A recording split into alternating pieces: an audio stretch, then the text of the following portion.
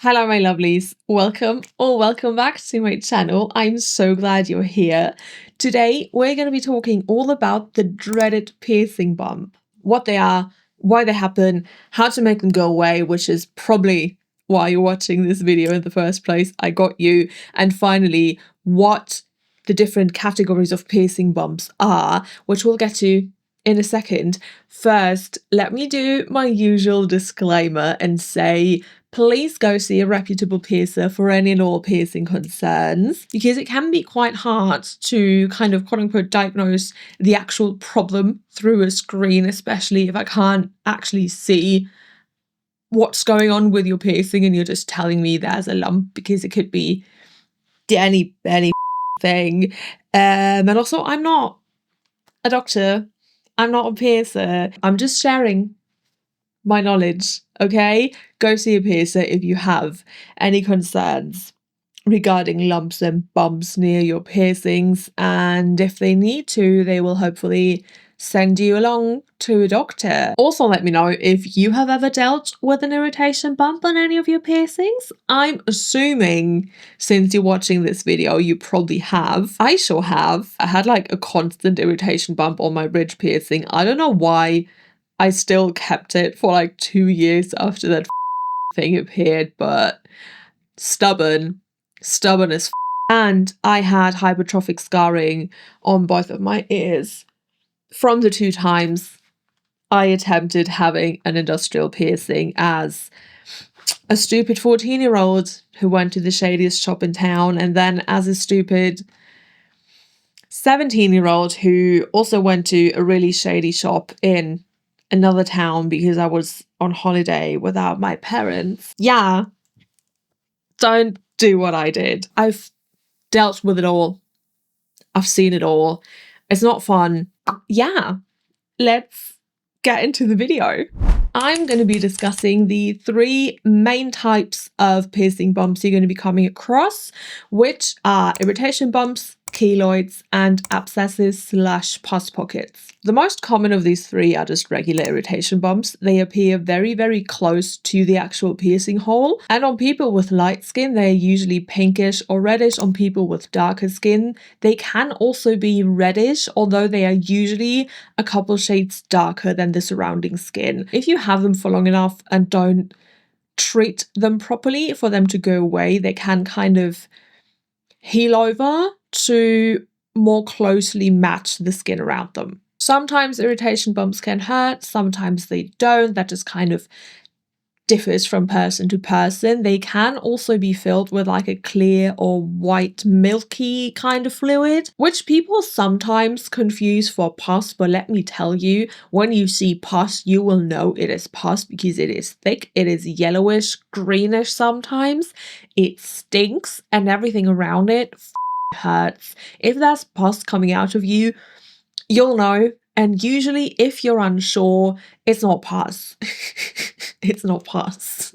As the name would suggest, irritation bumps are caused by irritation to the piercing or minor trauma, which can be getting your hair or clothes caught on it, sleeping on it, having jewelry in that's too long, wearing headphones if it's on your ears, all that sort of stuff. And they are, like I said, very common. A lot of the time, people will refer to irritation bumps as keloids, which they are not. I'm about to get into what keloids actually are. 9 times out of 10, if a bump appeared very close to your piercing, seemingly overnight, it is not a keloid. It's just a regular irritation bump, and it's nothing to really worry about. And another way to tell if something is an irritation bump or a keloid is if it goes away when you take out the jewelry, because irritation bumps go away when you remove the jewelry, keloids don't. A keloid, on the other hand, is very thick, raised scar tissue that can appear on any wound on your body, not just piercings, that grew way beyond the initial wound. Think of like when you leave dough to rise before you bake something. I don't know, I've been making sourdough, so my head is full of bread. Keloids kind of grow uncontrollably, like that's kind of the whole thing, and they can grow for months or even years, even after taking out your piercing. During that time and even after, they can be tender, painful, itchy, just like any other scar, because it is just an overproduction of scar tissue essentially. And from what I've been able to find out, people aren't like 100,000% sure why keloids happen in the first place. They know it's like an overproduction of collagen, an overproduction of scar tissue, but they're not sure what the reason behind those overproductions happening is. They think it could be a genetic component. I haven't been able to find anything that definitively says, yes, it's X, Y, and Z. Keloids also will not go down on their own. Like once they're there, they are there. The only way to go is up. If anything, they'll get bigger. And our third and final, somewhat common piercing bump is an abscess or a pus pocket. They form very, very close to piercings when the piercing is infected and the infection is kind of trapped in the body. Usually these will form when a piercing is infected and the jewelry is removed, because then it takes away the pathway for the pus to exit the body, and it just like seals off and turns into a little pus balloon because it can't exit the body and it's just there, you know. Yum. They can also form next to a piercing that still has the jewelry in it if the jewelry is too small for the actual piercing and doesn't allow the pus a pathway to exit the body. Obviously, the main thing that sets abscesses apart from keloids and irritation bumps is the infection that comes along with them. So if you're experiencing things like tenderness, swelling, the skin around the piercing darkening, you might have an infection. And you should go see a professional as soon as possible. If you leave the infection untreated for long enough and it spreads systemically, you can also experience symptoms like a fever, nausea, chills. If you think something is infected, go at least see a piercer. If not, seeing a doctor right away, please. So aside from getting your piercing caught on things, the second most common cause for irritation bumps that I've experienced is improper jewelry, whether that's shape, size, material. Is there anything else really? Yeah, improper jewelry. If you get irritation bumps on ear cartilage piercings, which, let's be so real, they're probably the most common spot for irritation bumps, it's usually a combination of not downsizing soon enough, getting your hair caught on them, sleeping on them, especially with the long jewelry, switching to a ring too soon. It also obviously doesn't help that ear cartilage piercings just take forever and a day to heal anyway. Irritation bumps are also very, very common, I found, on nostril piercings. On nostril piercings, one of the most common reasons for irritation bumps is people just switching to rings way, way, way too soon. And I've also found those like corkscrew studs. I'm gonna find a picture. If you know, you know. Those just move too damn much. Like I said earlier, keloids can just happen on any wound, on any injury, on any... If your cat scratches you and your body decides it's time to have a keloid, it's gonna have a keloid, and it doesn't matter that it's not a piercing, because they can just happen anywhere and everywhere, and there's no like known cause or really a way to prevent them except not get injured, which, thanks for that advice. They are more common in people with darker skin though, and young people, because collagen. I did look up the collagen part and like now I don't want to. We're just gonna go with it. This video is a mess. Abscesses form because of infections. Infections are caused by bacteria, dirt, what have you, entering the bloodstream. And one of the best ways to help prevent infections on piercings is to, say it with me, go see a reputable piercer. That's right. They will be using clean tools, clean jewelry, clean needles. The environment is going to be clean. There's a lower chance of bacteria entering like the fresh wound. However, it is also very, very important to keep up with the cleanliness once you leave the piercing studio, which means having a proper cleaning routine and sticking to it. I feel like a broken record. I talk about this every time, all the time, but like, clean your piercings, and obviously keeping anything that's going to touch your piercings, whether that's clothes, hair, bed sheets, hats, whatever the it is, keeping all of that clean as well. Don't be gross. Wash your hands, wash your piercing, pick someone who washes their hands to do your piercing. Stuff like that.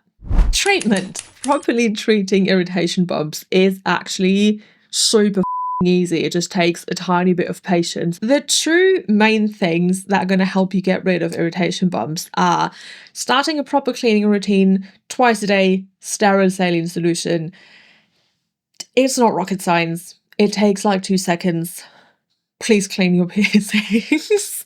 And the second thing is going to be to make sure you're wearing the right jewelry. If you're wearing a ring, switch back to a stud. If you're already wearing a stud, make sure it's the correct size.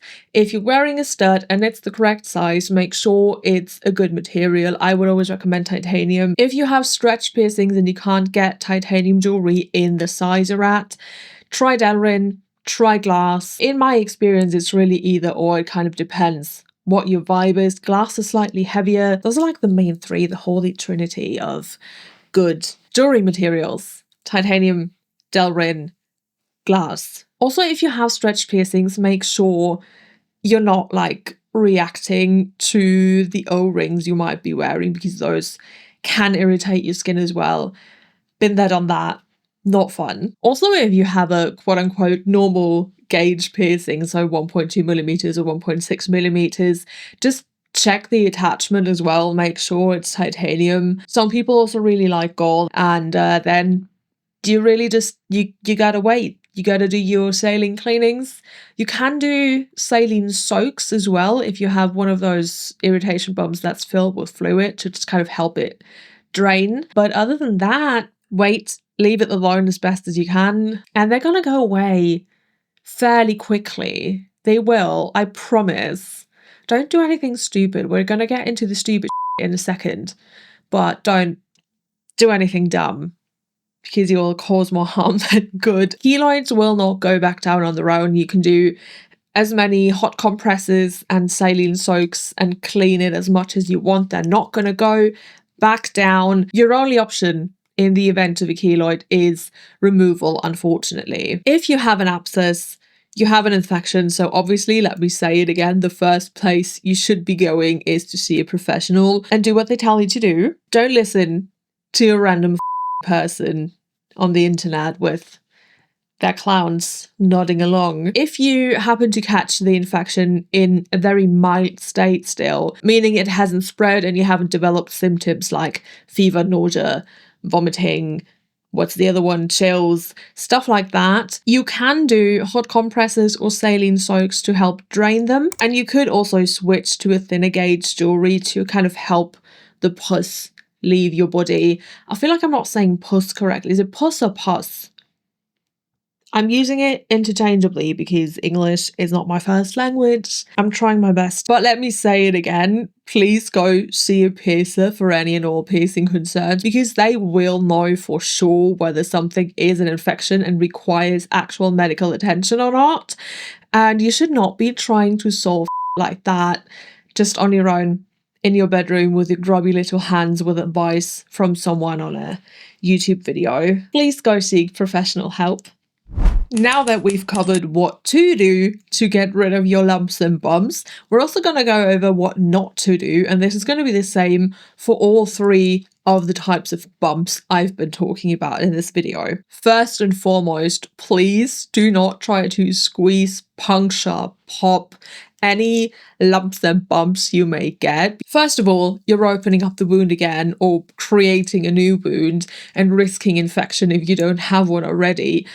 But you might also just be causing a lot more trauma to your piercing than necessary, which is in turn going to make the irritation bump worse or make it come back worse. And you don't want that. You want to get rid of your lumps and bumps. You don't want to make them worse, do ya? You don't. You don't.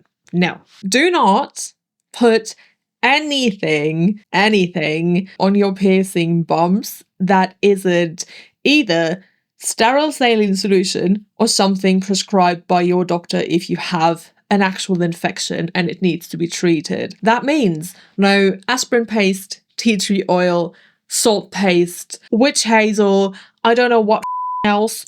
Don't put it on your irritation bumps, especially. You are literally causing chemical burns and burning off your irritation bumps, and they're only going to come back worse and worse and worse, and they will eventually scar over if you keep doing that. The only things that you need to be doing is to get proper jewelry and clean it with sterile saline solution and just leave it alone. If your piercer suggests you do any of the tea tree oil, aspirin paste, whatever the it is, you absolutely just need a new piercer. Sorry to say it. I'm actually not even sorry to say it. Find a new piercer. Find a better piercer who won't tell you to give yourself chemical burns to get rid of piercing bumps because they're too lazy or impatient to properly treat irritation bumps.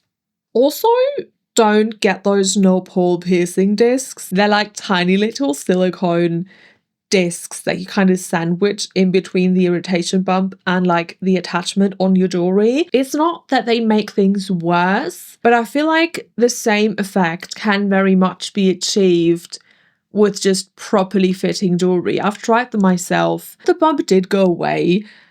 I just never switched to shorter jewelry, so it would always come back from like the jewelry moving. And maybe that was just me being stupid and not putting two and two together. I feel like the discs are a bit of a waste of money and you could just get proper jewelry right away instead.